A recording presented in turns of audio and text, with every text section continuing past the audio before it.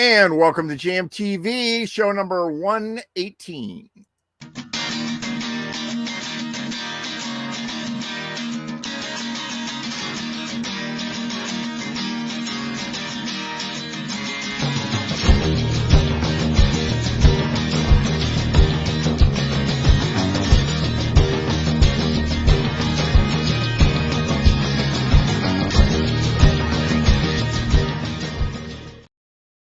Hey, Jam TV audience, how you doing? Hope you're well.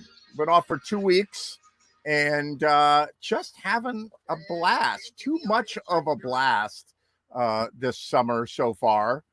It's, first of all, been hot and great weather. And I've been in Colorado, and it wasn't going to happen for the last couple of weeks, but we got the regular rabble coming tonight. Hope you make it on the show too. Here's Bill Noman, and there's Will Baird. The regular rabble. Here you go. Yeah. You guys are you're not the rabble. You guys are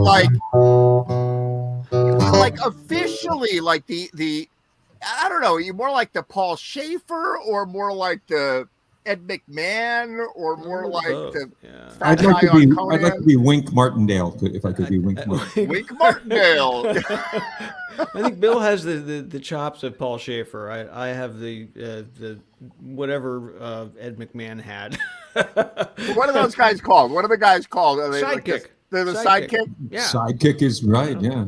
Mm-hmm. And I get it, because you know who's like the musical sidekick, like in real life? If you ever gig with Mike Marble, I like the banter a little.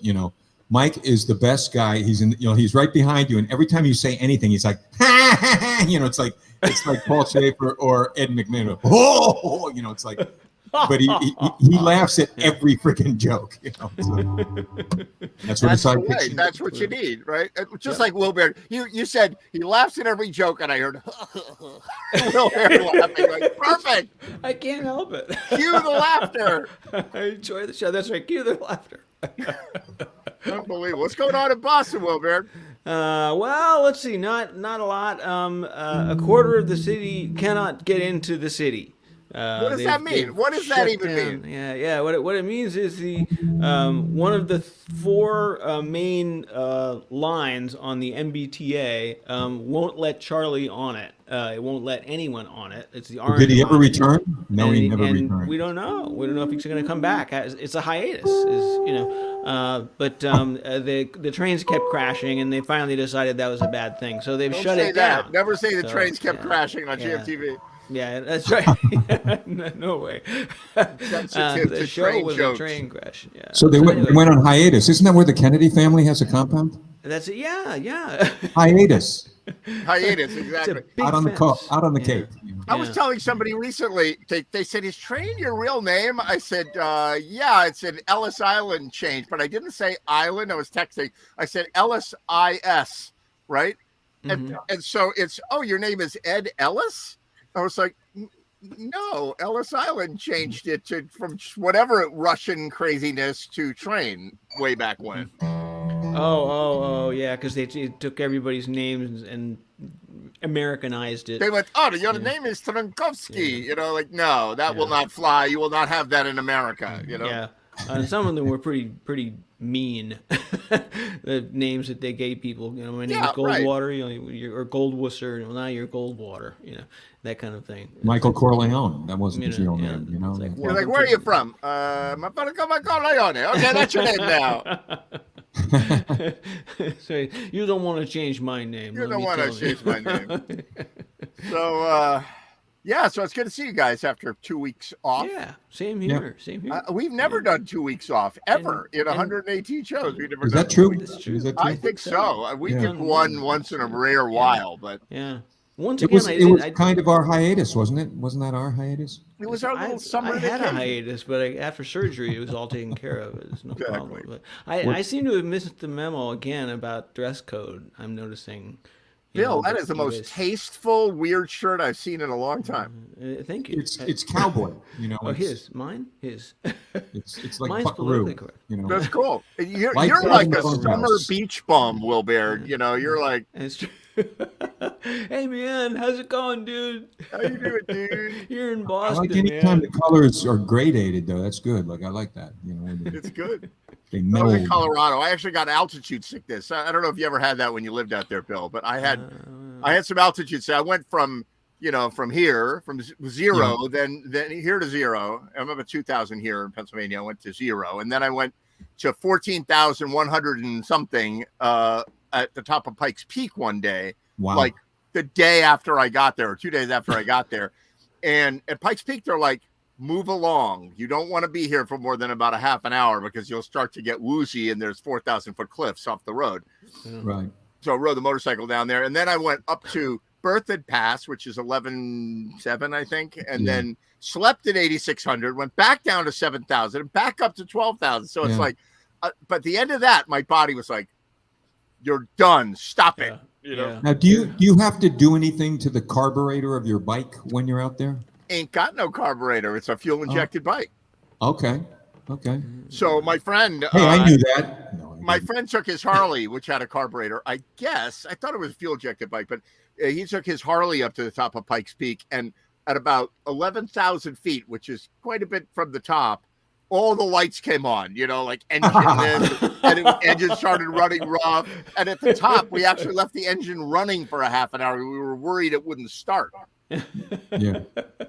Because I used to have, I had a 67 Bug when I was out there for the whole time, and I used to have when I got to Mile High, I used to have to tweak the carburetor, and then it was pretty good. Absolutely, yeah. I remember that. I don't remember what vehicle it was, but I had a vehicle that had a carburetor. It was a. You ever see Seven Psychopaths? The movie Seven Psychopaths. Is See that it. 12 I Angry lived Men? That, Oh my God. Great movie. Chris Walken and Sam Rockwell and great movie. I love that movie. And in that movie, they go out into the desert to do peyote and to philosophize on life. And they went out in a olive drab 74 Buick Skylark. And then it's a sweet car. Spoiler alert, they blew the car up at in the Joshua Tree. And that was the car that I had, and I rejoiced when I saw that car on fire. I hated that car. Have you ever seen the movie Smokin' Aces? No, what's that? It's kind of similar in tonality to Seven Psycho. It's Ryan Reynolds, Ray Liotta. It's got a big cast. It's about a guy who's about to go state's witness, and then they hire all these assassins to kill him. And he's in like a hotel in Tahoe, and Chris Pine plays like this white nationalist. It's just Ben Affleck is in. It's like a whole bunch of people. If you like ultra violence and kind of a fun romp, but it is violent. So who kids, doesn't like ultra violence? Bloody romp. Kids, if you don't like violence, it's the Republican like National Convention, in a movie. Right. It's like Pulp Fiction without the humor. Yeah. I had a guy that I worked for at Reach Marketing. He built this really nice tree house for his kids, and he actually had electricity in it and everything else. And they could view movies on VHS or whatever the hell it was, and their go-to movie was Sling Blade. I'm like, who the fuck chose Sling Blade? What kind of weird kids are these? Yeah. What are they going to grow up into? Oh my God! All right, Bill Nolan, this is a music show. Let's do some music. We don't care what they grow up to as long as they don't go into promotion or advertising. Or Jam TV. Or music, yeah. Or Jam TV or music, right. Okay. I didn't choose this as a profession, believe me. Yeah, it chose us. I was a musician before. That was a good job. And then I did this. Yeah.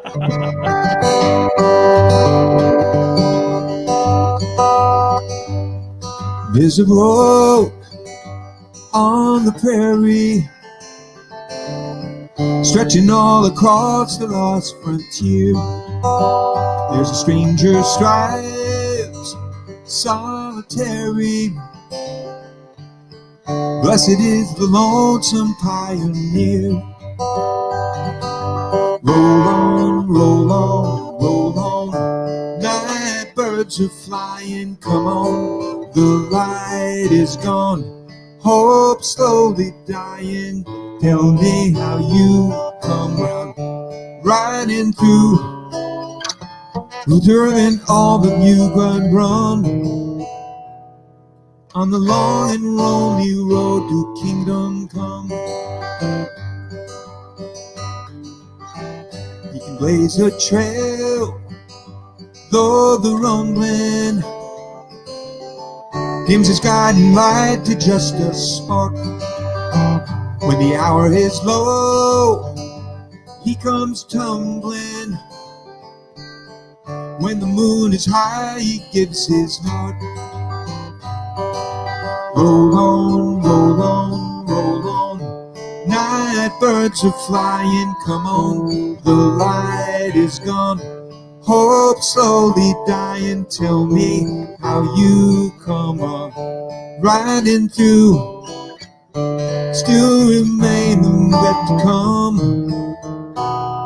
On the long and lonely road to kingdom come.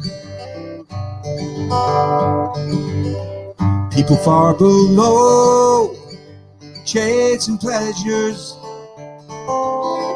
offer him directions on the run.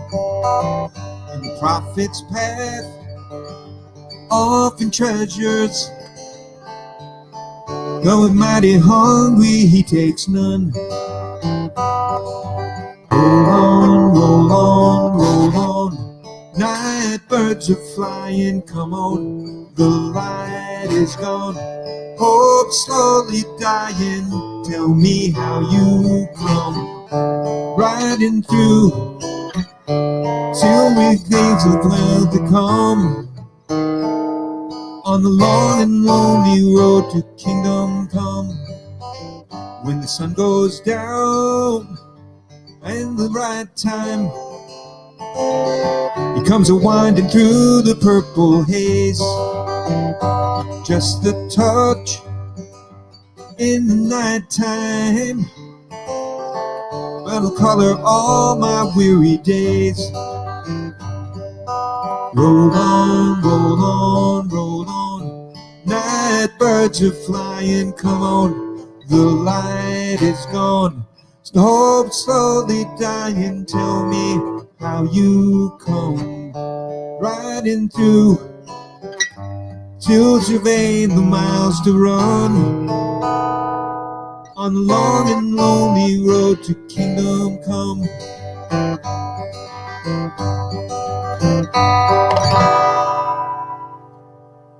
Wow. Took a little. Nice. I'm in jealous envy of the seventh chords of yours still. I'll never get over it, Bill. See, now I don't know what that means, although I'm playing ukulele now and I'm starting to get into 7 chords. So Sherry would probably be able to explain it. I know what it sounds like, but Bill actually knows how to play it. So, you know.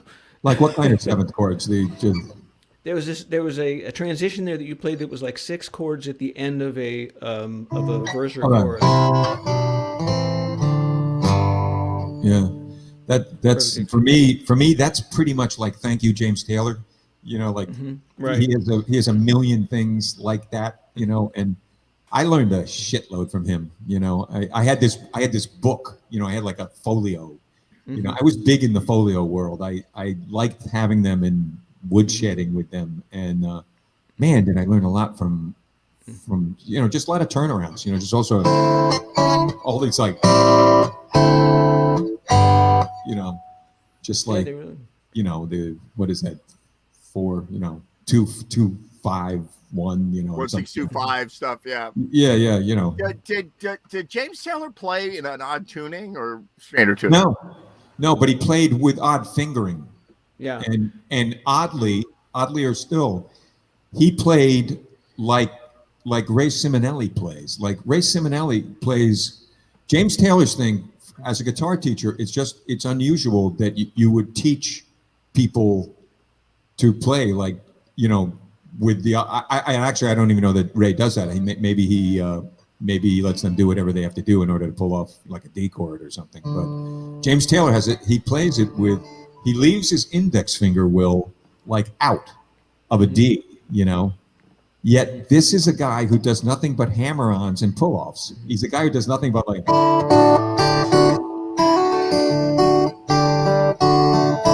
that's him. And he's doing somehow he's doing that without he's doing that with 3 fingers. And I don't know how. Yeah. So, well, and he taught himself fingering like chords. He doesn't play chords the way you normally would.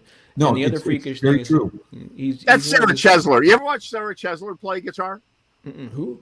Not enough recently. I wish I could. I haven't she's a seen great him piano player, like a fantastic piano player with like jazz background and gospel background. And she plays a lot of other different things, including guitar and ukulele. And when she plays guitar, I've had guitar players go, what in the world is she doing? Like she does, I don't even know if she tunes it the same way. And she plays all kinds of odd fingering, but it's really very interesting to watch her play. I mean, you can make it up on your own. Why can't you? Like, oh no, but you absolutely can. I mean, case in point on that is Joni Mitchell. Like Joni Mitchell has so many frigging tunings. It's crazy. And I know very few tunings. I know like drop D, and I know like the tuning that I can play like Sweet Judy Blue Eyes in, like that. Mm-hmm. I know those like but that's it. And I don't know what I'm doing when I'm in tunings, and it's it's a problem. But Joni, I think at one point, she had a computer guitar. She had a guitar that was a synth guitar. And I don't know whether she could punch in the tunings on that or whether she actually manually did them, but it's possible that, she punched them in, but she does nothing off the rack, it's all crazy. And that's why it's so modal and awesome. And, the guitar version of a dulcimer kind of, Right, like pretty cool.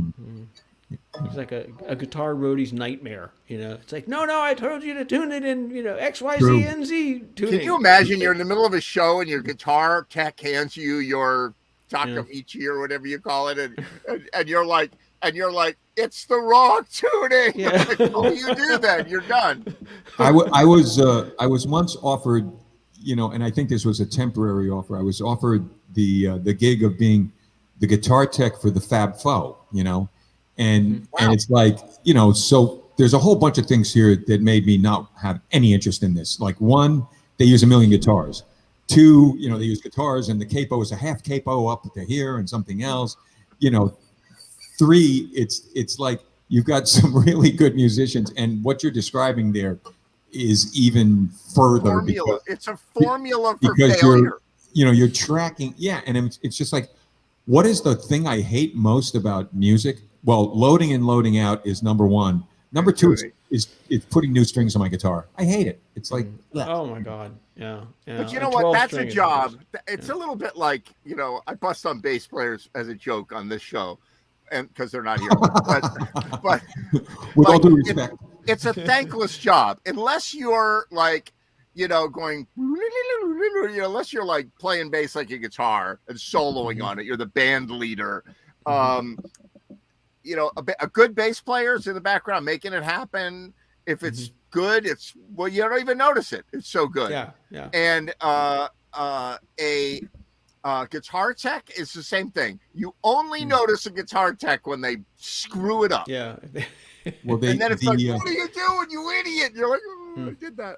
I got a couple of friends who longtime friends. I knew them when I lived in Riverside, and known them for a long time. And they ended up living in Rowayton, and the Mindy's nephew, I think, he was guitar tech for Jeff Beck. And it's like, to me, to be guitar tech for Jeff Beck plays 90% of his songs with the basis of the notes being a depressed whammy bar. That's his 0. Right. And then he either goes up or his technique is just off the charts, Yeah. And I just thought like, wow, that's got to be a lot of pressure. And then he left Jeff Beck, and now he works with John Mayer, and John Mayer has like 5,000 guitars. Yeah. I mean, these are heavy gigs, and I did get to see Jeff Beck at the Capitol out of that, which was awesome. But I mean, Jeff Beck's guitar tech, woo! That's crazy. Stradivarius is Bo Rosner, Yeah, right, exactly. It's like, what? I don't rosin the bow, but I raised the horse that they made the bow out of. Yes. Do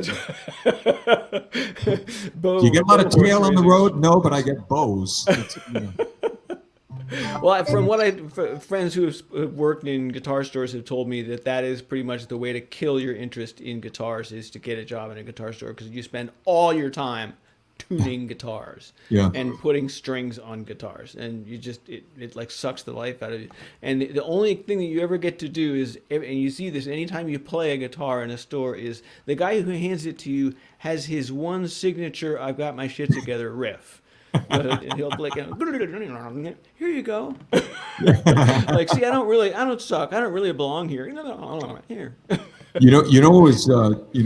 I think that's 100% true. And my favorite thing was going on 48th Street back in the old days of 48th Street in New York, where there were guitar across the street from each other. The Manny's was there, and 48th Street guitars.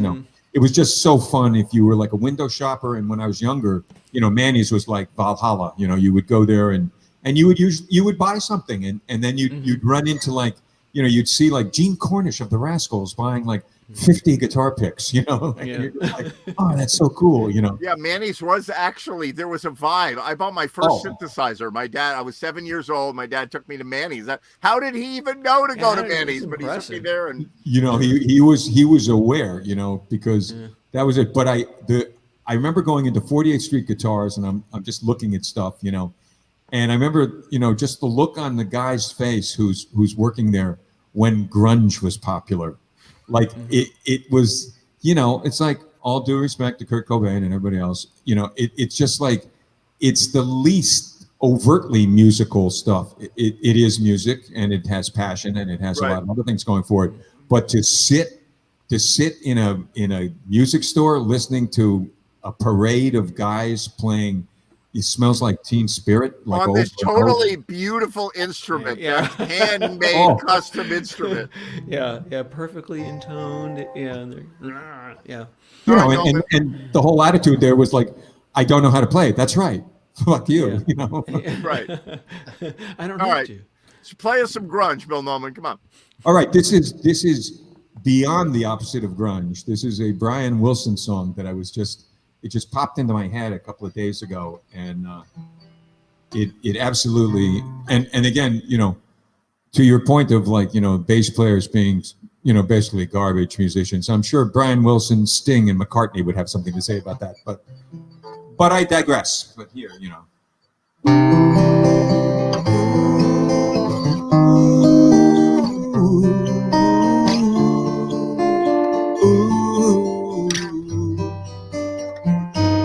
What good is the dawn that grows into day?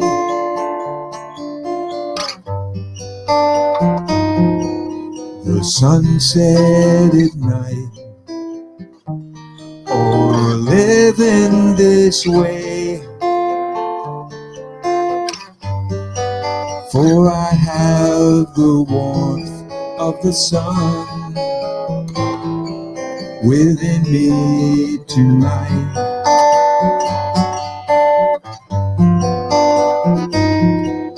The love of my life, she left me one day.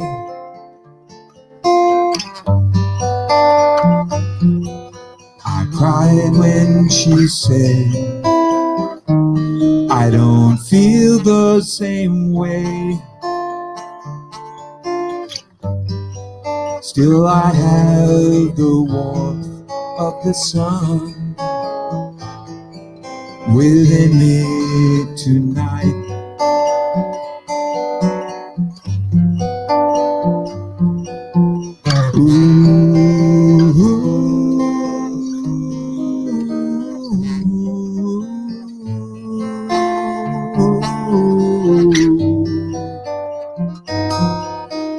Dream of her arms, and though they're not real,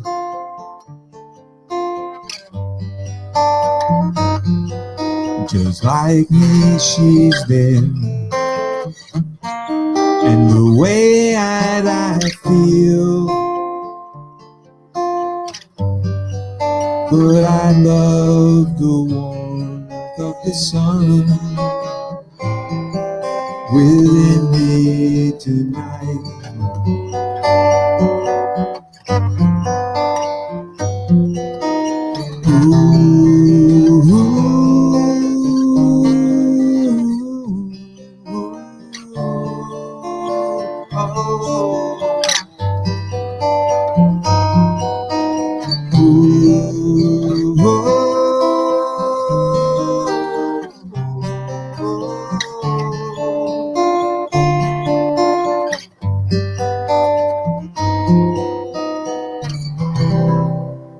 Now I have to trade in my rock and roll card probably for that.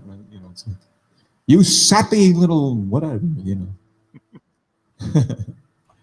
It's like Brian Wilson stuff is just so musically interesting. Like his changes are just really kind of unusual changes. You know, I tell my students when I'm teaching them a little bit about how music works, and I talk about how all the chords have their own feeling and emotion behind them, and going from one to the other will give you a certain feeling, and that one's got a lot of really unusual changes. Yeah, I mean he does melancholy better than like anybody because I guess mentally he was so tortured and you know, but stuff's like Caroline No, which is a song that, you know, McCartney has said is he thinks is the greatest song of all time, and it's a song that he wrote when he was losing interest in his wife, and she had cut her hair and you know came home, and so he writes this song, and it's like, how about living in the house where he writes a song and goes, where did your long hair go? Where's the girl I used to know? I mean, it's like, ouch. You know? Yeah. That's not going to go over well at the house. Yeah, right. The reporter's like, found dead, but the suspect. All because of a haircut. Come on now. Yeah, that's right. Neighbors said they always kept it themselves. It's a dangerous game. Very dangerous game. Yeah. So true. Mm. But It's it's funny too. You know, a lot of people.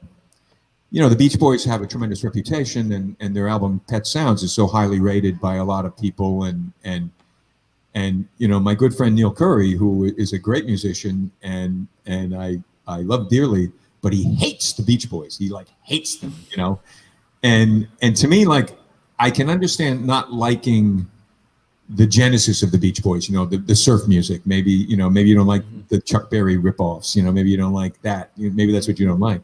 But man, musically, I can't share that with the later stuff, which is just, it's interesting stuff to play, you know, and so interesting that, you know, there's a couple of songs that, you know, like Wouldn't It Be Nice? I used to play that, you know, and, you know, wouldn't it be nice if we, like, the changes in that are insane. And there's one change that they go to that I had so much difficulty finding my note, and that I had to stop playing it. I just couldn't. Yeah, I was playing with a band, a decent band, and we got a wedding gig, and I booked a gig, and I went and met with the person, and they said, look, we really love the Beach Boys. We know you don't have any Beach Boys on your list, but can you add them? We're like, sure, no problem. We'll have a rehearsal and we'll throw them. So we pick like 5 Beach Boys tunes, and we get to the rehearsal. We're like, all right, everybody practice it. We're like, yep, we practiced it. And then we're like, let's play it. And we played it, and it was a bus wreck. Like, there's a modulation every measure, and there's like a vocal thing that's doing something different from the chord. You're like, what's happening? And you know, Brian Wilson is, God bless him, he's the king of the bridges. Like, his bridges are just spectacular, and they just, you know, they're not coming out of something of the root. They are truly a bridge to some, you know, some other complete chord structure that then he figures out how to get back to where he has to be. And you know, like, wouldn't it be nice? Maybe if we think and pray and hope and pray it might come true. Well, when you transition into that, to hit that maybe if, I couldn't do it. It was like fuck, man. I'm always off on this. I'm like flat. I'm sharp, and like I'm playing something else, and I can't. I kept trying to go like, sometimes when I play, I'll have a note, and I just remind myself like that's where the note is, And with some of that stuff, man, it was impossible. Love Brian Wilson though. Yeah, Beach like the now, and people come into jams. Try running a jam sometime. People come into jams and they're like, "Let's do Beach Boys." I'm like, "No, stop! We're not doing it." Like what could you do? Like fun, or something like that. But even that's not easy. We used to do "Help Me, Rhonda," which is about as close as they get to kind of a blues vamp. That's kind of. Sort of. Yeah. Down, I've been out doing in my head. It's like a white bread blues. Yeah. What's funny? I have friends who I regard very highly musically, and they I have one friend who whose father was Jimmy Miller, the producer of the Rolling Stones, right? Oh my God! Dina Miller. Was that what's her name? Dina Miller. Dina? It was Dina. And she's amazingly talented. In fact, she got a call from Loggins and Messina one day. They're like, "We're thinking of making it Loggins and Messina and Dina Miller. So we'd like to add you." Like she's at that level, and we would have meals and talk about music, and she'd be like, and at the time, I don't know if you remember, but you probably do that for a while, for like 5 or 6 or 7 years, the Connecticut music scene was loaded with blues bands. Like you could make money playing the blues. And I was in 5 different blues bands, and we're doing everything from old blues to newer blues, whatever. And she's like, "You suck for doing all that blues. The blues isn't music. It's awful." And I'm like, "What?" And she's like, like it's all one song. And she's like, the person who doesn't understand the blues, yet she's an amazing rock musician, an amazing pop musician, hates the blues. She took kind of a right-hand turn or a left-hand turn or some sort of a turn kind of into white Jesus. Yes.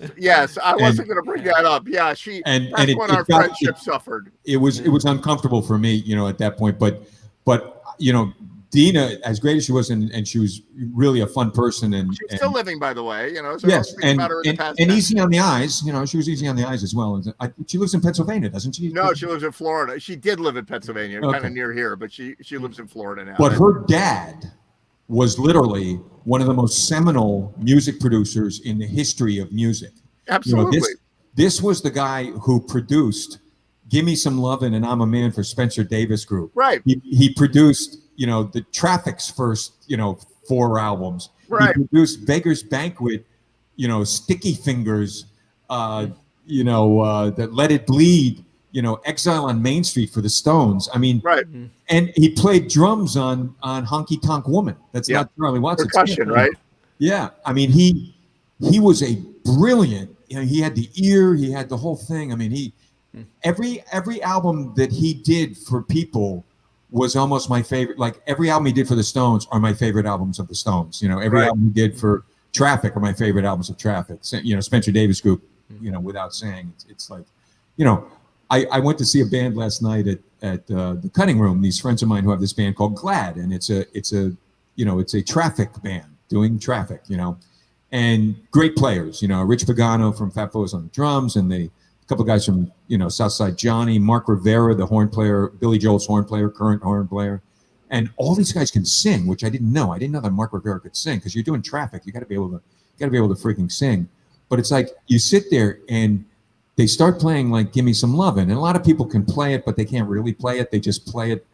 Like, to me, "Give Me Some Lovin'" is a little bit like "Hold On, I'm Coming." It's one of these songs that people can play. And you talk about white bread, it usually goes like so friggin' white bread that it just doesn't even feel like they don't have the right organ sound for "Give Me Some Lovin' or right. whatever. Mm-hmm.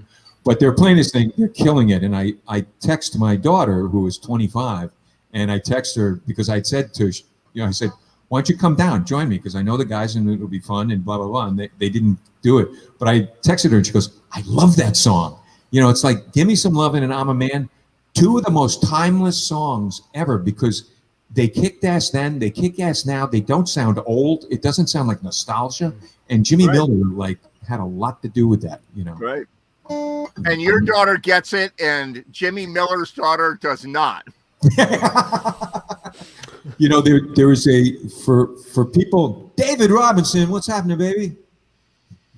He's muted. Unmute yourself, David Robinson. I am here. There you are. How you doing, man? Can you hear me okay? Yeah, absolutely. Good to see it. No, man. I just wanted to first of all, welcome back. Thank you. And Yay. Yeah. Every once in a while, as you guys know, I get to tune in. And I saw Ed's post again, and I said, I gotta see if I can do this. I'm glad you did. Good to see you. It's bright on the West Coast. Where are you, in LA? I'm in LA. Awesome. He's always in LA. Okay, yeah. Look at Bill. You guys look beautiful, man. I love you guys. Back at you, David. Yeah, man. Good to see you. So, Bill Nolan, do another song for David. Do one for David. Okay, here's one for David. Here's an LA musician. In the morning, when I close my eyes, you were sleeping in paradise. And while the room was growing light, I was holding on with all of my might. Oh, what if it's true? What my heart says.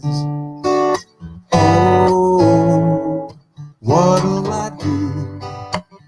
What if this feeling becomes how to part with?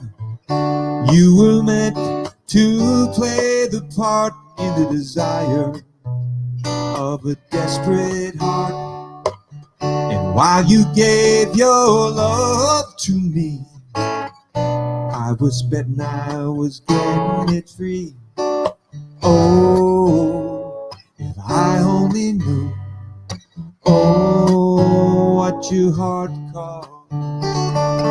Oh, can we call it a love and a debt that I owe on a bet that I lost in the evening when you see my eyes looking back at you, no disguise. I'm not sure of who you think you see. I'm just hoping you'll still know that it's me. Oh, what if it's true? Better ask the man inside.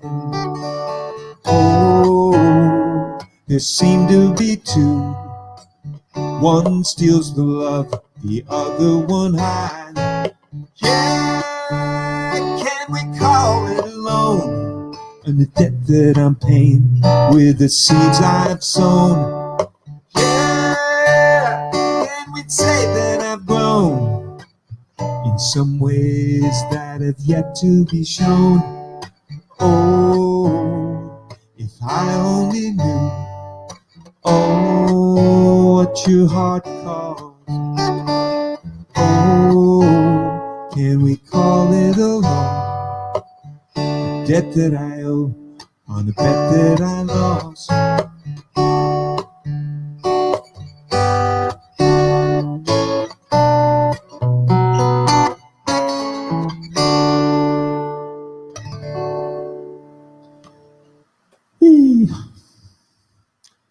Very nice. Thank you. Can you hear me, Bill? Yes, I can do. Thank you, brother. You're gonna make me cry, man. You know, I love Jackson Brown. You know, I do know you love Jackson, and I love that song. Yeah, it's Oh one of my faves. It is. It's one of my favorites too. Thank you for doing that. Yep.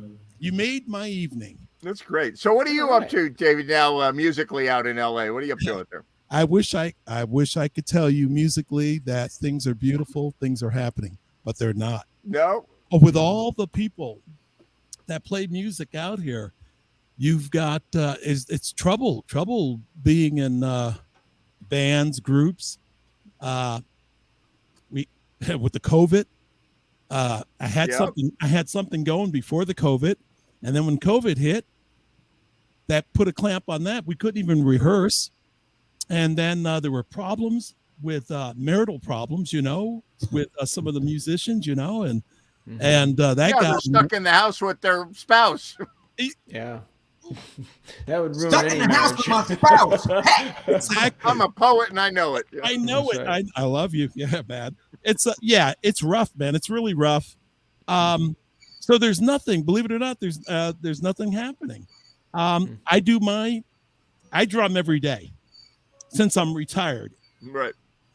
I've been retired for 10 years and I just drum. I drum my set and I'm drumming on. I got a lot of sets, but the set that I've been working on is a Roland. And it's electronic, but it doesn't look electronic, if you know what I'm saying. If you they're all mesh heads, all fancy. Yeah. Oh, it's beautiful, man. It's beautiful. But and that's what I use to practice. And I know Bill told you I post on Facebook. Yep. And that's all just that has nothing to do with me being full of myself. I want to explain that. There's a couple of people back in Connecticut. They started a long time ago. They said, Dave, can you drum along to so-and-so song? Right. So I did that. Next thing I know, Ed and Will and Bill, people started, their request. It was crazy. It was like a little like radio show years. Right. You know what I'm trying to say? So that's kind of how it just started. And it helps people out, man. There's people out there that are fighting a battle with cancer like I was. And it makes their day. Sometimes they remember a song from way back.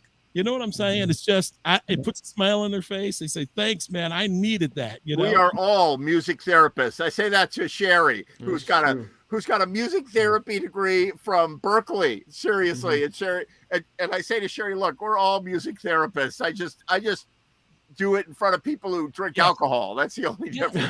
Yeah. No, so Ed, I know you've talked about this show.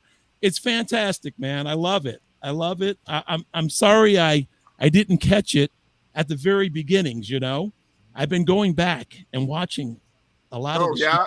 You got to go to number 17. Number 17 was unbelievable. No, I don't. The best one. I can't really believe that we're up to 100. It's like I've given up. I remember being at show 80 and going, wow, we said we're going to go to 88. It felt unreal. Like we can't possibly. Right. Now it's like, whatever. It's well, 80 was the number, like for some reason we arbitrarily tossed out there early on. 88 was the show, right? Yeah, because it seemed ridiculously far away. And like, there's no way this is going to be going on then, that's right. Somehow we're going to be out of the woods by then, but it's a lot hard to get out of the woods. Came and went and and the show really has evolved now.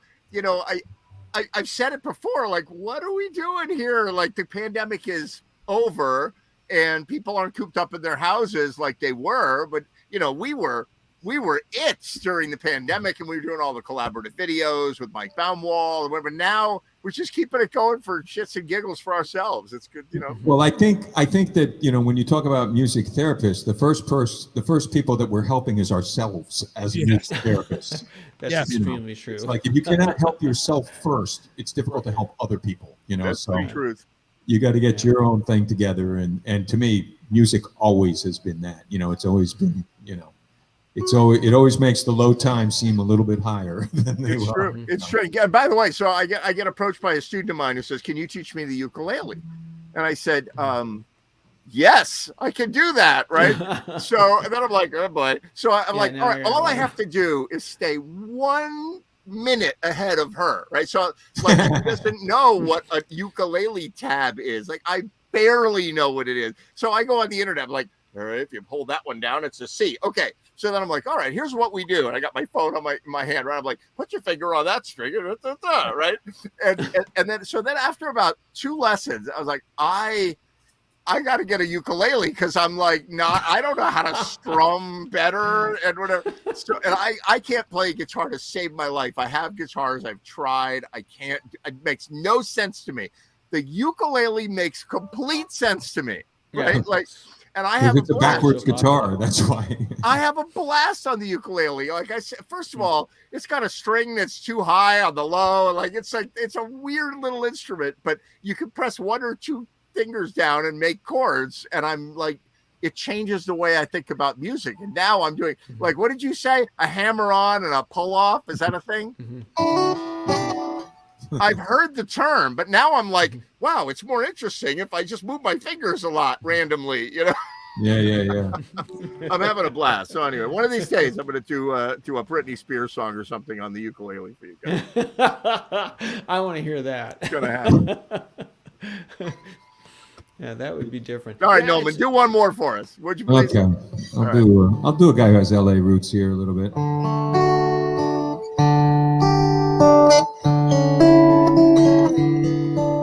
Well, I'm leaving my family, leaving all my friends, my body at home, my heart's in the wind, where clouds are like headlines on a new front page sky.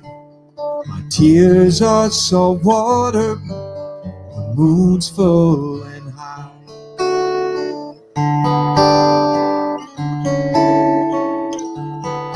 And I know Martin Eden is gonna be proud of me, and many before me been called to the sea.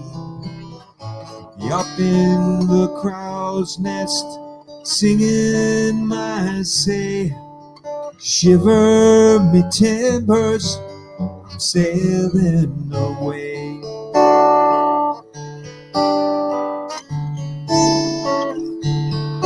And the fog's lifting, the sand's shifting, I'm drifting on out. Oh, Captain Ahab, got nothing on me. Wrong way, don't follow me, I'm traveling alone. Blue walk, my daughter, don't sink like a stone.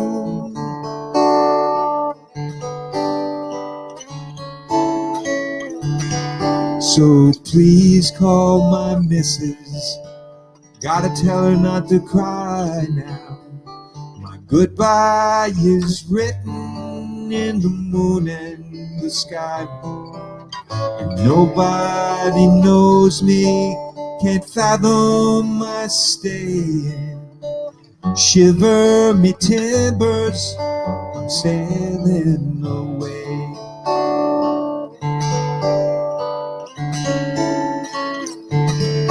And the fog's lifting, the sand sifting, I'm drifting on out. Oh, Captain Ahab, got nothing on me. Oh, follow me, come swallow me, I'm traveling alone. Blue waters, my daughter, gonna skip like a stone.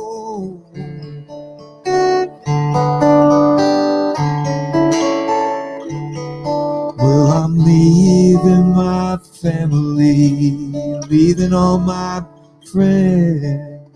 My body's at home, but my heart's in the wind. The clouds are like headlines on a new front page sky. My tears of one water sailing away.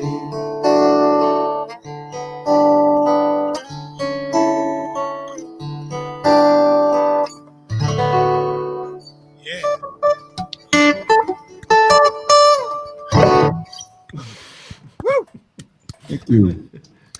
Very nice. Tom Yes. Waits. Tom Waits. Well, Beautiful. Wait, that's Tom Waits? Yeah, the man you hate. That's Tom Waits. I caught one of those episodes. Yeah. Well, I mean, the funny thing is No.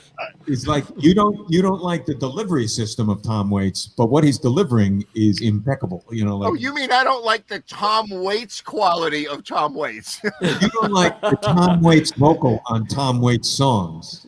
Because generally with Tom Waits songs, the instrumentation is impeccable. You know, like it's, you know, the bands are insane, you know. Yeah, Chuck they Manico come and in, the and old here they come, jazz and they're guys. amazing, and there's some brown bass and some tuba, and there's Yeah, this cool yeah. vibe, and then he comes in, and I mock him one bar before he comes in. I go, right? I can't even do it right now. And he comes in. I'm trying to remember. Did Tom Waits write "Runaway Train"? Because that's one I think I have to learn for you, Ed. Oh my God! I think he wrote that. That might have been his song. And I love him. Like in a movie, if he's a serial killer with a rabbit being weird, I love him. Yeah, but that would be him. In the movies, like yes, but in the music, not so much. I don't know. I can't. But it's well, time came so quickly, we went lickety split. After my old 55, Tom Waits. Yeah, but you do a lousy Tom Waits. Musically, it's wonderful, and your voice sounds great, which is not Tom Waits. but nobody would aspire to be me. They would aspire to be Tom Waits. There's the content and then the delivery. That's Tom Waits is watching the show right now, going, "That fucking guy sings my songs better than me." God damn it, bastard. I would have liked to have lived in the house when Tom Waits lived with Ricky Lee Jones. Like that, I would have liked to have been there for that. That would have been like amazing. That would have been interesting. I just learned something new. I didn't know that. I don't know. I can't do it. Leonard Cohen, Tom Waits, and that other guy. Who's that other guy? Bob Dylan. No way. Can't do it. Yeah. Let history, be adjusted with Ed Train's new revisionist theories. I know it's me. Leonard Cohen, Tom Waits, and Bob Dylan suck. I know it's me. I can't do it. Well, Dylan would, how he would he was notorious for changing lyrics, on stage. And when Tom Petty and the Heartbreakers, they were his backup band. They toured with him for like 2 years, and they just shrugged it off. That was part of why he liked him, was that they, he'd go off in a different direction, and they go, "Oh, well, we don't give a shit. We won't sing harmony. Screw it." If he's a little bit like when the movie Hail Hail Rock and Roll, which is about Chuck Berry. There's a great scene there where Bruce Springsteen is talking about, because similar to, not exactly what you're saying, but local guys generally played for Chuck. Like Chuck would book a local band, and that way he didn't have to pay for anything. He'd just show up, and they'd put the cash in his guitar case before he went on stage, and he'd do his thing. And Springsteen was just talking about two things. One, the poetry of Chuck Berry, because he's talking about man, I've never seen a coffee-colored Cadillac, but I know what one looks like. Because that's a great lyric from Nadine. And then he was talking about they would go there, and they would be the E Street Band or whatever he was playing with at the time would be Chuck's backup, and Chuck would go into and he'd have to figure out wait a minute. Is that Little Queenie? Is it Sweet Little 16? Is it no particular place to go? And Chuck has 3 or 4 signature intros. It's kind of like Motown drummers, Motown drummers have like Benny and those cats, it's like, which one is this? I don't know, but that's the worst. And then you lean over to the bass player, you're like, which one is this? And he's like, I'm just waiting myself, Yeah, I'm pretty sure it's an A, but other than that, I'm not sure. Yeah. That's true. You know who I was listening to today? I don't know if you guys know this guy. This is Pee Wee Ellis. You ever heard of him? Oh yeah, sure. So Pee Wee Ellis. So I almost just said Bruce Springsteen, and now I can't do it. James Brown, right? Yep. His horn arranger and is Maceo Parker, who's amazing. That's Maceo. His other horn guy was Pee Wee Ellis. His tenor sax player was Pee Wee Ellis, and the guy is the funkiest guy ever. Super good. I mean, on Spotify, digging through all his old stuff, and really great. It's what's great is to watch, Springsteen sax player, Clarence Clemens. Clarence Clemens, I remember when I first got turned on to Clarence Clemens, or the keyboard player, Roy Bataan. No, there was another guy. Who was the other keyboard player in high school? I remember a friend of mine turned me on to Gary him. Talent. No, he's a bass player. I can't remember. I'll look it up. But you look at the people, like Bruce Springsteen and Chuck Berry. They're using amazing players who have a musical life of their own, obviously, and it's nice to see what Chuck's piano player was the guy, Johnny Johnson. He was really the guy, and possibly he should have been cut in on a little more of the action from Chuck, but Chuck was not he was not quick to open the purse strings for people. But kept the case Johnny closed. Johnson, really was such a piece of that sound, and it's always difficult. Where's performance? Where's composition? Where's arrangement? When does arrangement become composition? And it's like that's one of the age-old, just cat fights between all musicians. It's sort of like, the guys in the band who like a bitch about, Robbie Robertson, because there were arrangements done, but arrangements aren't composition though. They're not. That's right. That's Bob right. Dylan, Bob Dylan didn't give a piece of Like a Rolling Stone to Al Cooper, even though, that friggin' organ part is as big a part of that song as almost anything is, Yeah, but I got the lawyer and you can't afford the lawyer on the crap that I'm paying you. So that's how it works. Well, but the question, there's actually, to me, there is an issue of validity, like there's an issue of validity, like I think Don Felder got paid for Hotel California, like I think he got paid for, I think he's got a co-writing credit on that probably. He came up with a guitar riff and he came up with the thing, and the other two cats turned it into what it is. But he deserves, because that's the structure of the song. That is the song. Right.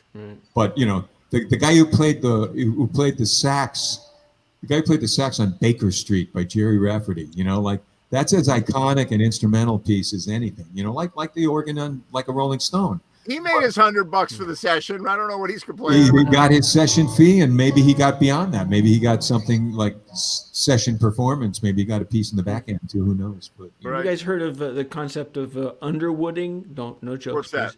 Please. It's Carrie Underwood. What she does is she gets groups of writers together, puts them in a hotel, puts groups of them in hotel rooms, and then she says, "Okay, I'm looking for a song that's kind of like this," and then work on it, and closes the door, goes to the next group and says, "I'm looking for a song that's kind of like that, work on it," and so on. And they work all day on it and come up with these various songs, and she's got a co-writer automatically on all of them because she's been, she's the one who would like give them one tiny piece and close the door and move to the next group. Well, that was Elvis's modus operandi, and I haven't seen the movie, but I know this anyway. I just know that that's how it worked. And a weird thing, I worked at this agency in New York, Compton, and a guy working in the mailroom, his name was Otis Blackwell, and so Otis Blackwell wrote some of the, I think he wrote "Don't Be Cruel." He wrote a shitload of songs. This was his son who was working in the mailroom there, and Otis Blackwell, in order to get Elvis to record the songs, it was like Otis Blackwell and Elvis, like that's how that worked, The guys who I think are the most virtuous of all people in terms of giving credit to actual writers were the Rolling Stones. Because if you were somebody as a kid, with the early Rolling Stones albums, you were introduced to these names, Morgan McKinley, you didn't know who that was. It was freaking Muddy Waters, there were these names that were there as writers, and you didn't really know who they were, but they gave credit where credit was due, unlike Jimmy Page, who had to get lawyered up in order to do the right thing. But the Stones, their heart was in the right place, and all those guys that recorded on Chess, that's why they recorded at Chess, like they just, I appreciate that so much. And Underwooding, like she's got an amazing voice though. She has an amazing voice, but that whole thing is just, you do that kind of thing, you come out with basically homogenized milk when you do that. It comes out with something that's, So like, what can I write that's gonna make my boss give me another McDonald's hamburger for my work? right. All I can say is it's going to be a country version of McDonald's hamburger. I thought you were going Underwooding. I thought it was like Ian Underwood, who used to play in The Mothers of Invention with Frank Zappa. I thought like somehow, oh shit, Ian Underwood, wow. You ever heard her do? There's this YouTube video of Carrie Underwood with, I think, Vince Gill, which is like, two angelic voices. Vince Gill is just, to me, like an insane talent. And she's singing like "How Great Thou Art" or some, like some really old school, and it's just like, you don't have to believe in the baby Jesus to like feel the power of that, man. Oh yeah. When she does it, it's just like, holy ghost, she's good at that, Well, that's where she came from, That's your gospel music. When I did work with Georgia Lewis. Did you know Georgia? She was a local Connecticut musician who was I did not. immensely accomplished. She was the first Black American woman to have her own television show in the 60s, nationally syndicated. And I think it was called Gospel Time or Gospel Hour, and she was like a Mahalia Jackson character, you know, like incredible vocalist and all that. And what's interesting about those people is they can walk out and be very unassuming, and here comes the piano, and here comes the Hammond organ, and here comes the bass and the drums, and it sets up, and it's just regular old gospel music, and they open their mouth and they say one word, and everybody's like, "Oh my, what's happening here?" You know, the power that they can bring with whatever they do is just so amazing. It's so inspirational. You know, I worked at an agency where, you know, it was Christmas time and you had Secret Santas, you know, so like, you know, people would give you gifts, you know, it's like a grab bag and you get a gift. So I get a gift from one of the employees that was this sampler of Southern music. And it had like, you know, the Allman Brothers, and it had Hank Williams, and it had a bunch of things on it. But it had a track by the Mississippi Mass Choir. And this thing, you know, it's like, there is no one like our Father. It's like, that was the basic gist. But I mean, it was like, it sounded like a Muscle Shoals / Stack backbeat on the thing. I mean, the band was so friggin' real, you know, like there was no gloss, no glimmer to this. And it's like, it put me on this campaign. I became obsessed with them. And I actually was trying to figure out, could I actually bring them to Norwalk? Like, and I'm just thinking, like, how the hell do you even pay for 60 people? And how do you know, like, how could this be done? Get them in buses and I think it's called There Is No One Like Him. And I swear to God, if you look it up on YouTube, it will make your day. It's the kind of thing that I have on occasion just played it just because I felt not so much down in the dumps, but I just needed a little kickstart. And it's like, it's just because the backbeat is so friggin' real. You know, and then the singing is off the charts, and the singing is off the charts times 60. You know, it's like everybody's a singer. You know, but man, you know. Well, touring as a choir is an adventure in itself. My son belonged to a choir at St. Olaf College in Minnesota. And they tour St. Olaf. All of the dorms have no vowels in them, which is I could never figure out where the fuck he lived when I'd go out there. Hi, I'm looking for Ingve Hall. You know, and they'd be like, I'd like to buy a vowel. You know, but you're talking about, like, you know, sharing a hotel room with 4 other stinky guys, and you know, all the usual stuff that goes with touring. But I was used to seeing him, you know, like in his high school thing, you know. So they go on tour and they're at Carnegie Hall, right? And you know, they get done doing their thing there, and I do what I always have done for, you know, years, which is I go and wait in front of the stage with the other parents, and the kids eventually come out from backstage. Now, this is Carnegie Hall, right? So I'm there, and there are no other parents there. There's just me kind of hanging around, and 2 really big, surly-looking guys who finally come over and say, "Can I help you?" You know, I go, "Oh, yeah, I'm waiting for my son. He's in the choir. He's backstage. You go and wait by the stage entrance." You know, the stage entrance is outside. You know, right? And I'm waiting. So I'm like in this mindset of like, "Oh, I'll follow the rules of high school." You know, of waiting by the stage with my son. It's fucking Carnegie Hall. He's not going to be there. You know, and he's not going to be by the stage door either. He's like gone. You know, so it was like, oh man, I really got to get with the picture. You know, so. The next time he played, the next gig he played, I was like, okay, I want to know exactly where you're going to be and where I'm going to meet you and how it's going to work and all that stuff. So, but he was, you know, he just described, you know, it was like being in a band, except, you know, it's just exponential, you know. You know, I don't know if we talked about this before, but I feel like, you know, there's kind of a generational thing that. There seems to be less emphasis in music today from the young kids, you know, which in my case is just about everybody on the freaking planet is younger. But anyway, there seems to be so much less emphasis on vocals, and I wonder, is this because, you know, chorus in school has been sort of de-hipped or something, or like, you know, people don't participate in the place where I learned harmony and where I learned, you know, bass, treble, alto, you know, soprano. You know, You it's know, interesting. I learned it too. Like, so I was in Switzerland and I was in a boys' choir in Switzerland. We're doing Mendelssohn, for crying out loud. Like, you know, we're right. doing traditional choir stuff, and I learned a lot from that Absolutely. about parts and all that. But that being said, you know, I teach electronic music through Keys in Bridgeport, and we have a teacher who teaches chorus, and there's 15 kids, 20 kids signed up, so they're doing it. I don't know about others. I mean, that's great, and I hope is that they do it and then take it into popular music and don't just keep it in the chorale world. You know, just take what they've learned there, and you know, it's like, you know, Ed Wright and I, we cut our teeth on the Everly Brothers. You know, like you don't, you know, there's, unless you're old enough to know the Louvin Brothers before the Everly Brothers, then that's one thing. But it's like you start with the Everly Brothers, and it's like you learn everything you need to know about two-part harmony. There's nowhere else to go where you're going to learn more. Right. It'll be different, and it'll be more interesting in some way or something else. But wrong.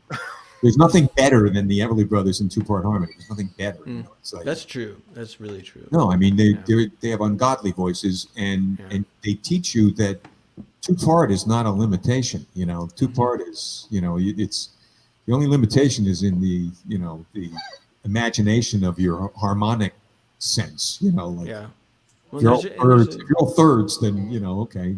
You know, there's something about family harmonics too that I think kicks in. There's something about, you know, there's some like common that people, everyone in my family sings, for better or for worse. That's cool. Well, I don't know that the other family at the weddings would necessarily say that, but that's all in the past.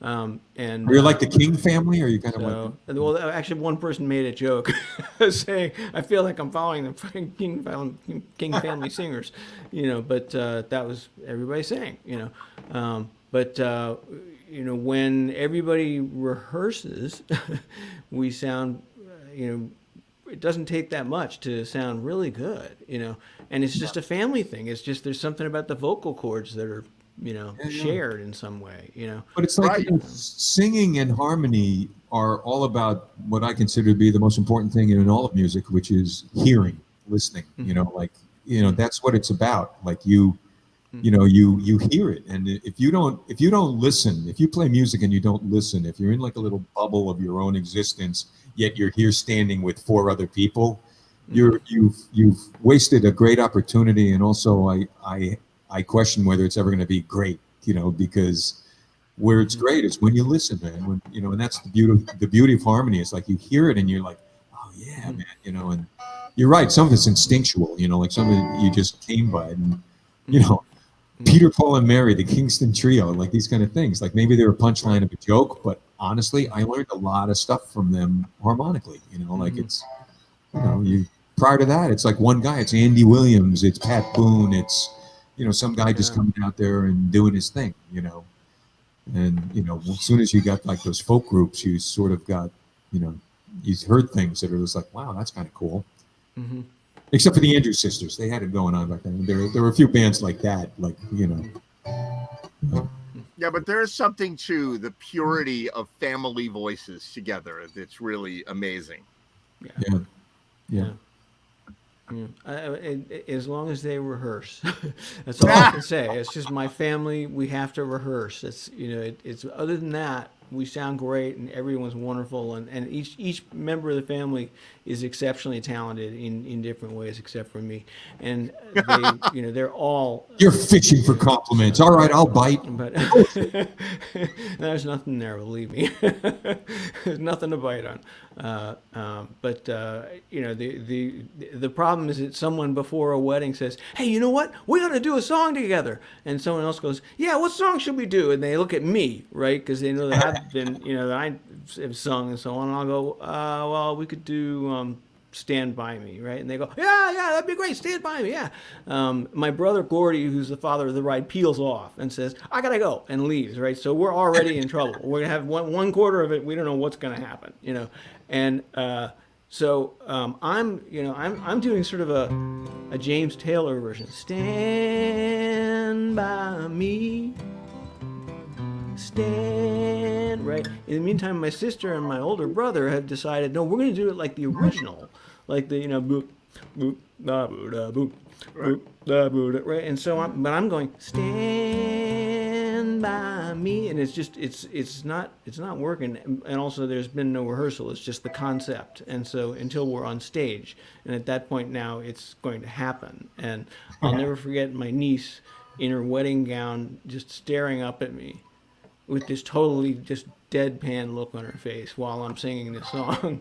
And my sister and my brother are doing this harmonically great version, of the original harmony, and I'm doing this James Taylory sort of Poussette Darty kind of thingy. And I tell Gordy, my oldest brother, he's extremely talented. The guy has accomplished more than any of us would in 10 times the number of days we'll be alive. But I tell Gordy when he comes in, I tell him, just sing the high part. He goes, okay. He's got a good high voice. So on the recording, you can hear Gordy in the background going, whoa! And so it's just this freaking train wreck. And I'll never forget my niece just standing there. Yeah. In her wedding gown, like she's been left at the altar or something. Going, why did I have to be born into this family? Exactly. It's like, I will never ever sing like them, and I will not let my children either. It's so fun if you have kids that you can play with or do, and singing is even more. Oh, yeah. It is my great. daughter, who's getting married next June, she approached me about doing a song together, which she's never done before. Wow. And it's it's a Maren Morris song, and I don't know it really, but I listened to it once and I know it to play it, but I've got till June, so I'm not too worried about it. But but she's already like wondering, because singing is a different thing. Like singing, you can kind of hide behind a guitar like a little bit, but when you're singing, you are literally putting something personal out there. And you have to be prepared for that. Bill, what song are you doing by her? Are you doing her hit or? I don't know. Do you know what's the name of her hit? Well, I can't. I don't. I mean, I don't know.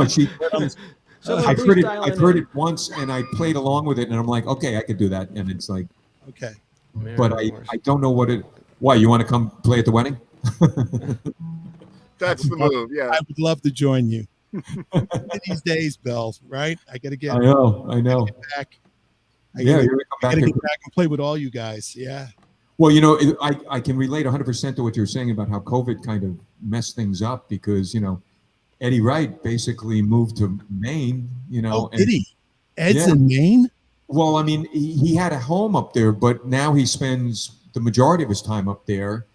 And he also, once he got in there, once he was in isolation, he sort of remembered, hey, wait, I'm like a brilliant guitarist. Why am I playing bass with this schmuck? Like I could be playing guitar instead.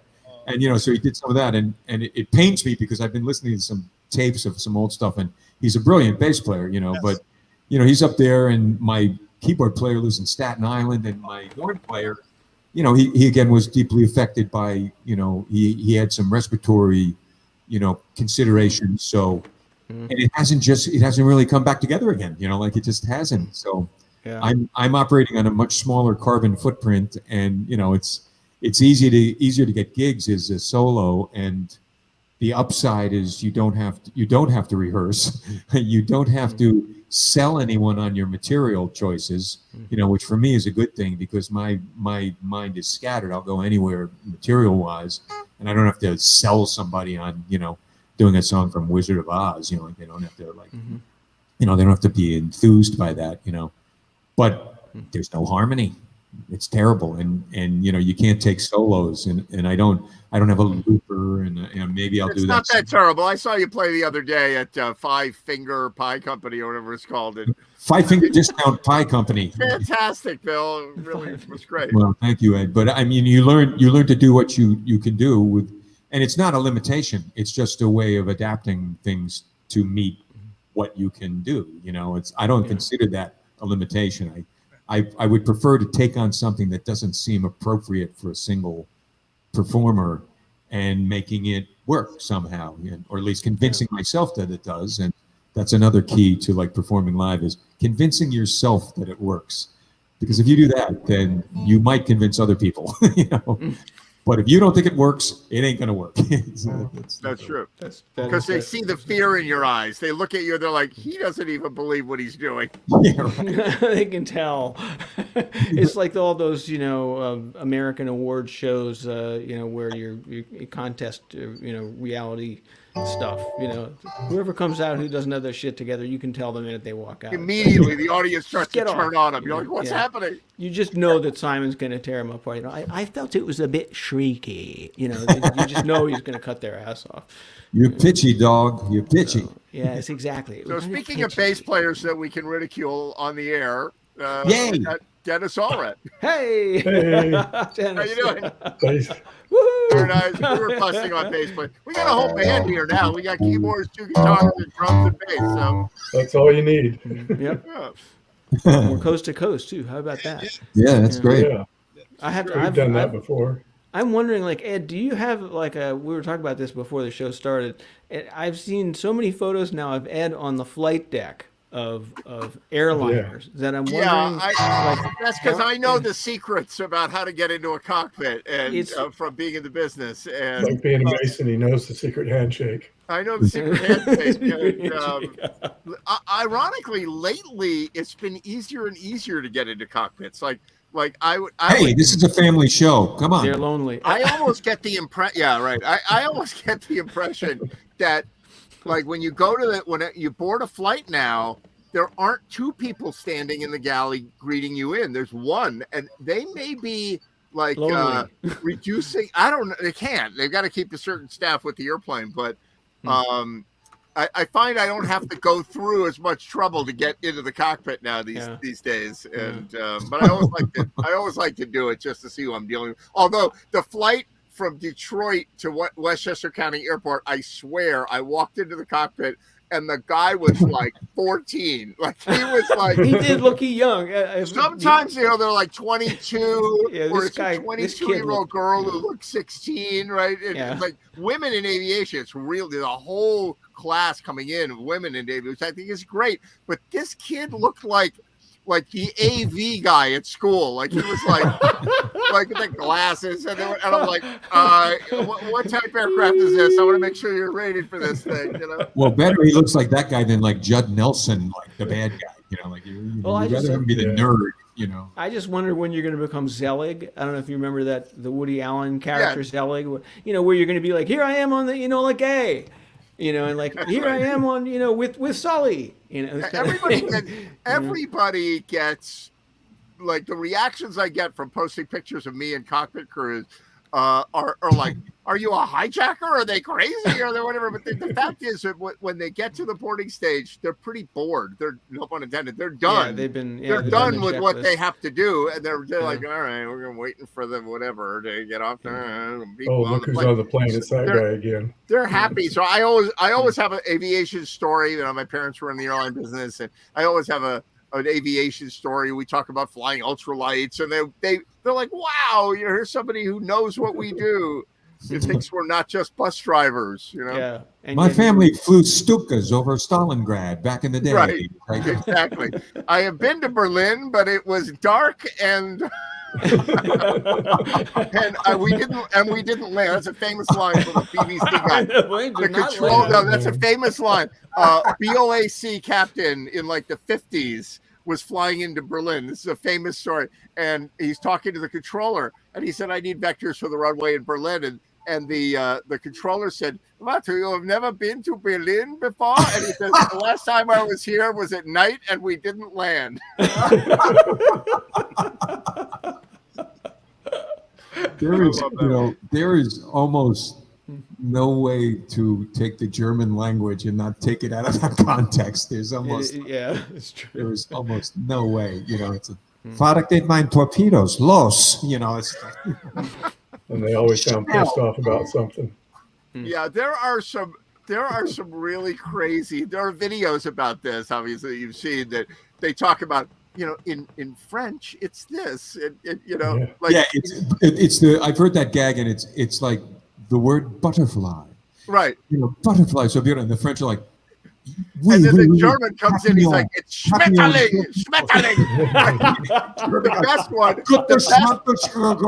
Right now. So I speak German, and my mother tongue is German, and so I swear the one that gets me is they go here it is in English, and of course they sweetie pie it up, right? They're like sex, and then in French. In Italian, right? And then they go through all the different language, and they get to German, and it's Geschlechtsverkehr. Geschlechts, and they go Geschlechtsverkehr. You're like, holy shit! What is it? And it's the worst sounding word, even in German. It's a horrible word. I don't know, but so I have a good time getting into cockpits of planes and talking to the pilot. They're like, don't go, hang out here. I They have always never look heard the happy. word cockpit so many times in one night since they closed the store down in the East Village that had that name that sold like leather products to. Come on down to the cockpit and you get like a leather pair of jeans. And we're all wondering why Bill knows this. Yeah, exactly. I don't I'm know. a what man you're of the talking world, about. and I'm not ashamed of anything I did in my youth. I'm a man of the world. Oh my God. All right, Will Baird, you got a song for us? I might, yeah. By the way, Bill, what are you having for dinner? Is that waiting on the grill for you right now? I actually have to grill it. I have some salmon, and it's marinating right now in a nice sort of teriyaki kind of thing. And then I'm cooking some chicken, which is just for the week. I do the chicken, and then I put that in salads. And Phenomenal. pretty interesting stuff, everybody. You could hear the people turning off right then. It was just like. There you go. As Bill Noman bids us adieu for the evening to go grill his salmon. I will, but that does not mean I will not listen to you, Will. I will listen to you. And David, always great to see you, man. Love you, man. All right, catch you, Bill. We'll be right back after care, this Bill. with Dennis, Will bye. Baird. Yeah.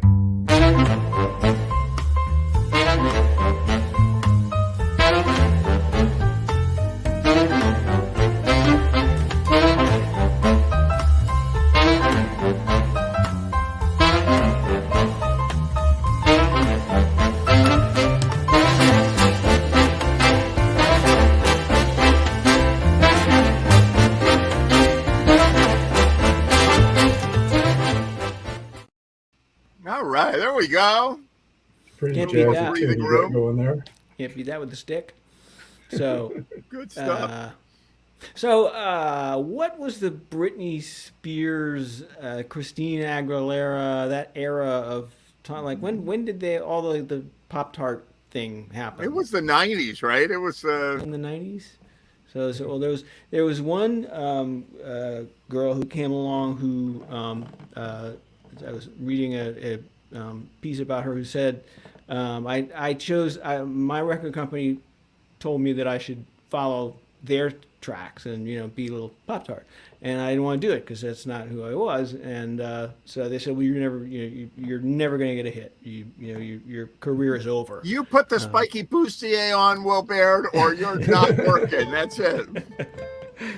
So it was Avril Lavigne, and the tune was Complicated. So Yeah, I remember here that. we go. All right. Here we go.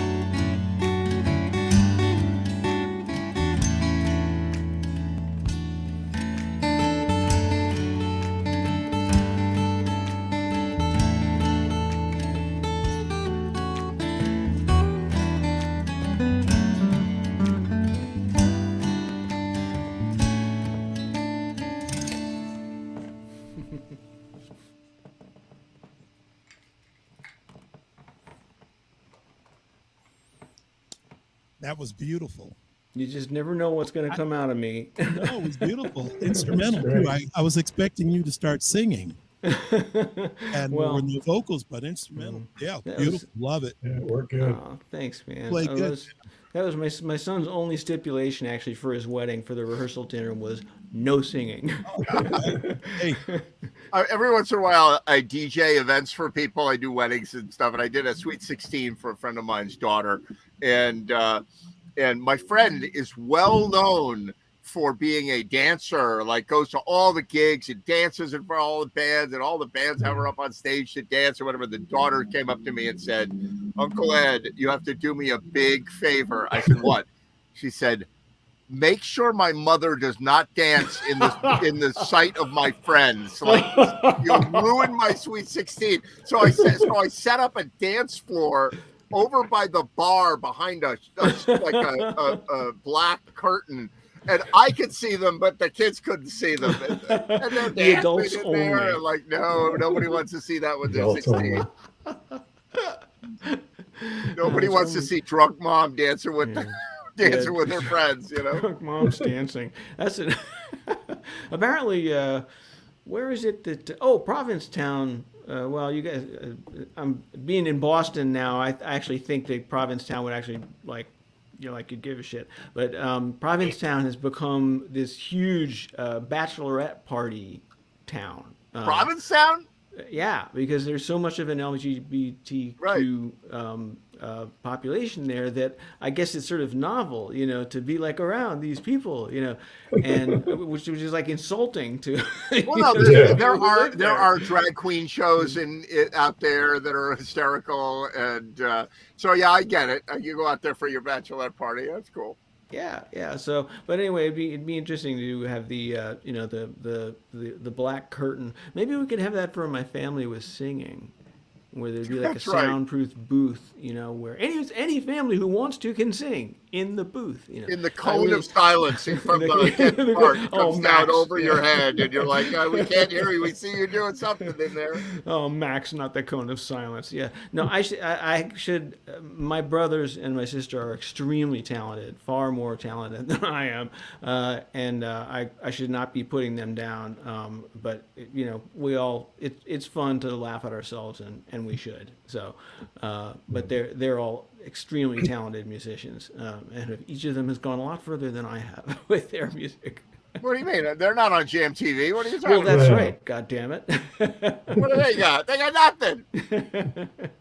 That's right. That's right, damn it. Well, when you think about it, if there's 150 people a show who watch Jam TV, on the two different platforms, and there's been 100 shows, that means that Bill Well, Norman you know has what's played. strange? During the pandemic, I hate to talk about captive audiences, but we had shows with 4,000 views during Yeah.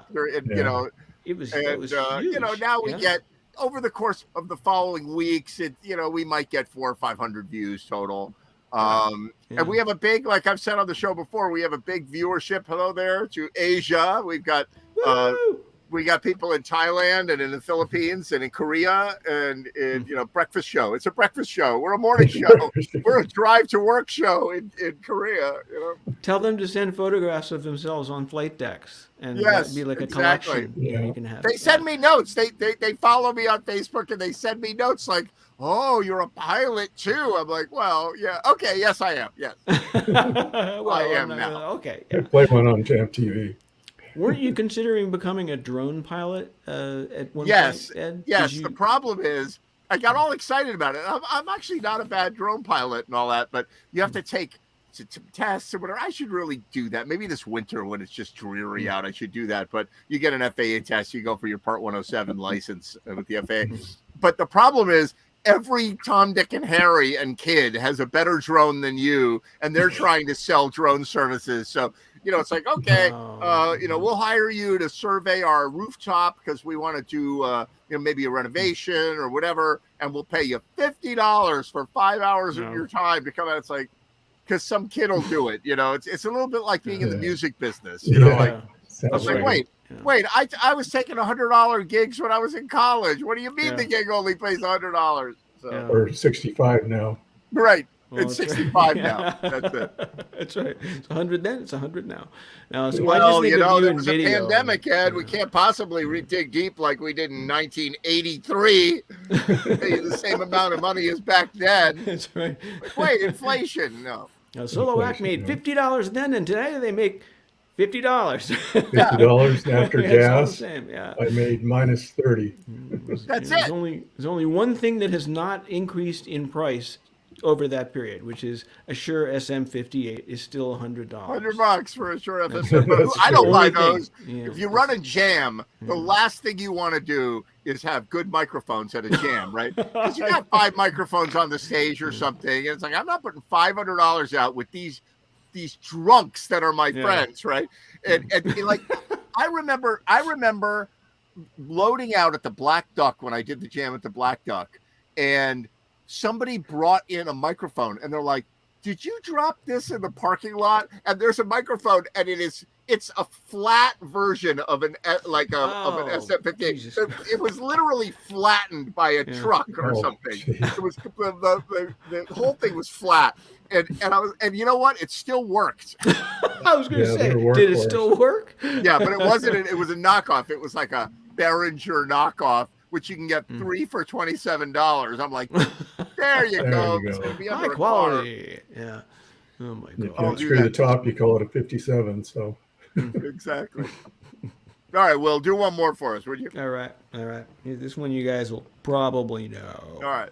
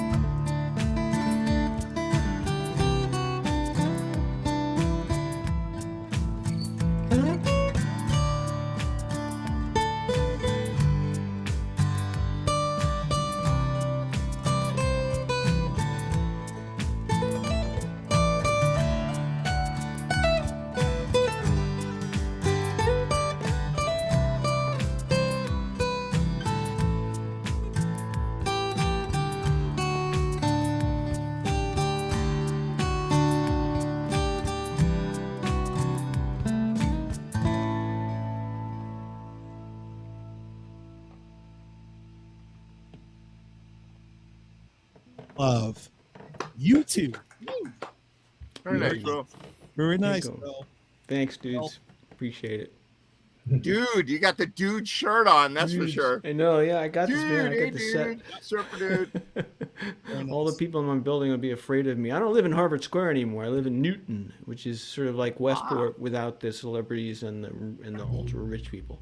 So they'd be kind of scared of, like, oh my God, you're over 60 and you have an earring. What the hell's wrong with you? And you got a studio in the house already. That's great. Yeah, exactly. I haven't gotten in trouble for it yet.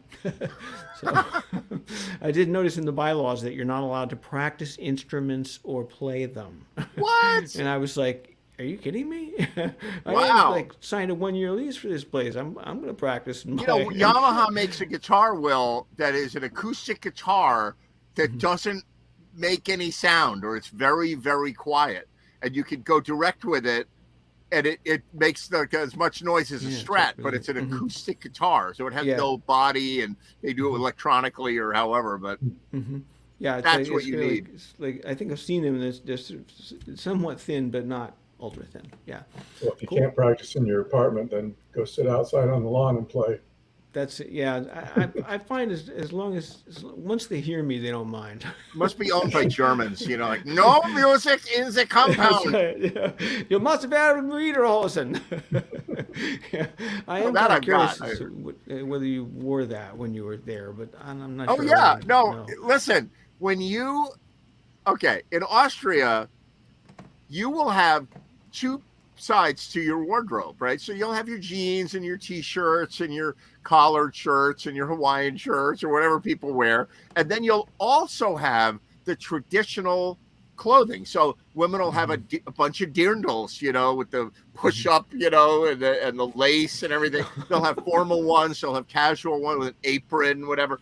And and men will have like green sports coats that are dark green, forest green, and they have like elkhorn buttons, and they look like something out of the 1800s. But people won't look at them twice. You don't have this like, what is it, Oktoberfest around here? Like you could dress like that on any day of the week, and it's kind of amazing. And nobody goes, what are you all dressed up for? Like if I showed up in lederhosen at a restaurant, people are like, what is the matter with you? But in Austria, you can show up in lederhosen. They don't look like dorky costume lederhosen, but you know, they'll have like suspenders with flowers on them, you know. They're nicely made, but anyway. Someday someone's going to be going through your closet after you passed away, and they're going to find this stuff, and they're going to really wonder, like, what you know, what's it all about. Thank God I'll be dead when that happens. Nobody wants to go through my diner and see what happens. Things to either clear out of your household or like have an explanation in the box that's written, you know, that explains. No, you know what you need? You need some sort of panic button. Like you know, there's a button on the back of your iPhone. If you tap on it like 3 times, it'll do something. You got to program that to connect to your Apple Home, you know, transmitter. And so that, like, if you're dying, you're like, oh, this is the big one, right? Then you're like, tap, tap, tap, and then it like sets all of your secret hiding places on fire. You know, so it's like, you know, it incinerates all the stuff. You know, you're like Enemy of the State, the movie with Gene Hackman, where it's just like it burns the entire place. The firemen come like, wow, like what was in this box? It's all burned. You know, it's a fireproof box, but it's all gone. You know, so where was the source of the fire? Well, there was one in the bedroom, and there was one this in the one basement. This one looks like it had lederhosen in it. That's right. We can't figure that one out. Another late-nosed fire. Yeah, we've had a lot of those lately. Yeah. Wildfires and lederhosen. So, you know, the one thing you're going to miss about your old place in Boston and Harvard Square is that, like, nobody will throw a turkey at you. I know. The folks in this building they're too old not to throw turkey turkeys. throwers. Yeah. What happened there? Like a door opened and somebody threw a turkey at you? What happened?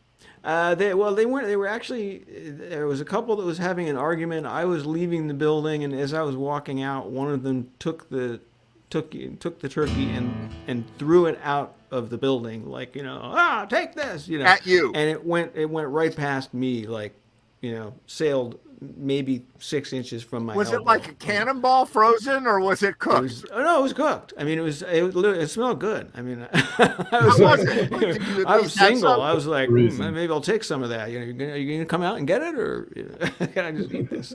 So, but that. It's just a couple having you know, disagreement. Life in the city, you know, so it is.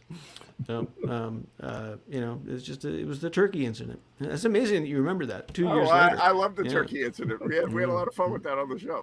Yeah, that was the mysterious turkey incident. They moved away. I regretted that. I always wanted, because I felt like maybe someday I might like be in a party with them and be able to like get into it. Like, have you guys ever had anything where you were having an argument and, you know, you threw like foul at one another. No, but I'm putting that in my wheelhouse. Like I'm putting that in my bag of Just, like, tricks. save it. You know, Yeah. so if I have a big fight with somebody, I'm like, just hold on a minute, going to get the turkey and like, ah!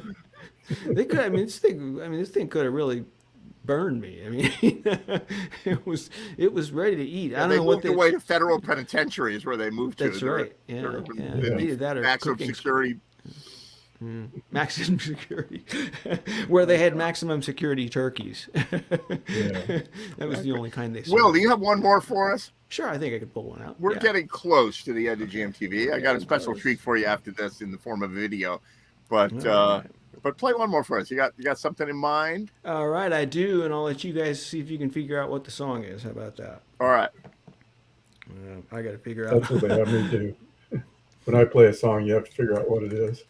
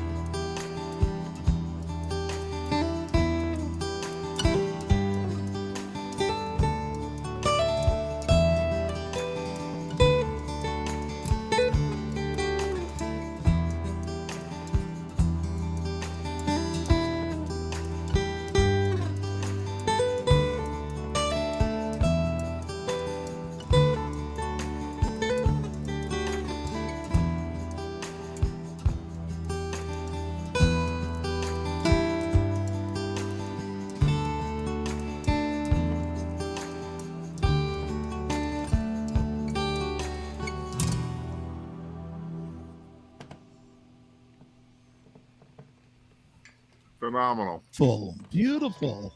Thank you. Oh. Thanks very much. Now you got to go learn Geraldine by Miranda Lambert. Somebody, I heard something that sounded like Geraldine.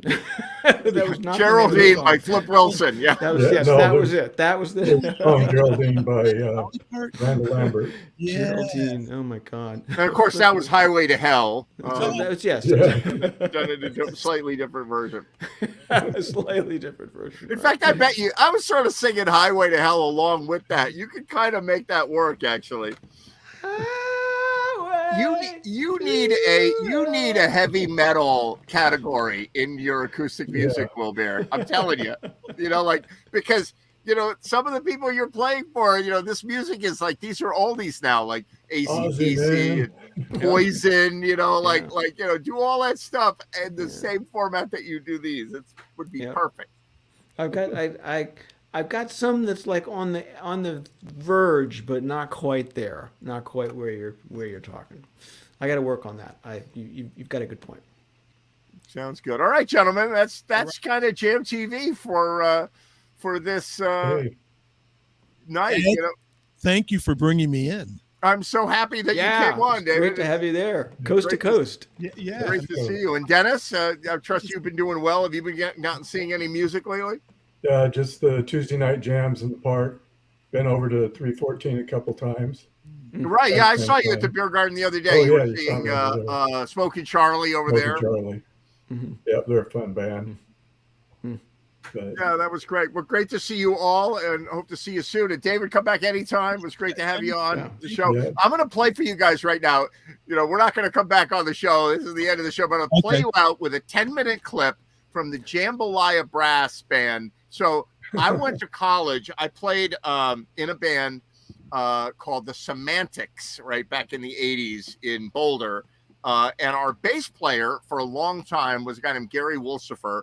And I hope you're watching. Hey, Gary, how you doing? And so the guy that I ride motorcycles with, Ross Wright, and Gary and I were in a band together for a number of years. And Gary he's one of these guys, right? So so this is something from your business, your former business in missile silos, Dennis.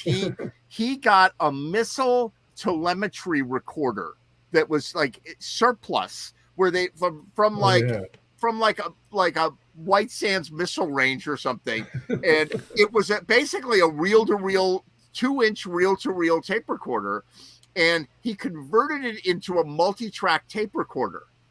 And so I used to go to his house, and he called it Zeus, and it was this giant missile telemetry recorder with that Air Force controls with wheels and stuff. Yeah, do you want to play a game? Oh yeah, and so he converted it recorded in audio format. So he converted it into a multi-track recorder, and we used to record on Zeus. So that's what kind of guy you're dealing with. And he's playing the sousaphone on this. He's bass player. The sousaphone. I remember and so I'm going to play you out with this great tune. I hope you like it all, and I'll see you all soon on GMTV. See you, man.